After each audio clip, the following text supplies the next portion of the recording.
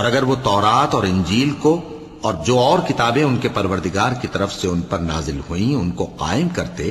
تو ان پر رزق مے کی طرح برستا کہ اپنے اوپر سے اور پاؤں کے نیچے سے کھاتے۔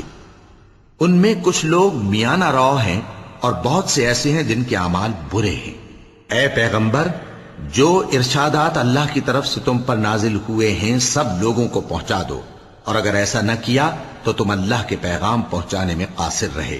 اور اللہ تم کو لوگوں سے بچائے رکھے گا، بے شک اللہ منکروں کو ہدایت نہیں کرتا۔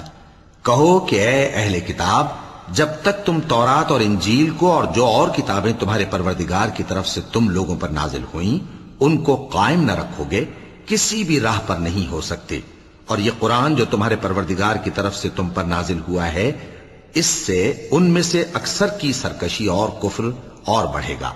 تو تم قوم کفار پر افسوس نہ کرو۔ جو لوگ اللہ پر اور روز آخر پر ایمان لائیں اور عمل نیک کریں، خواہ وہ مسلمان ہو یا یہودی یا ستارہ پرست یا عیسائی، ان کو قیامت کے دن نہ کچھ خوف ہوگا اور نہ وہ غمناک ہوں گے۔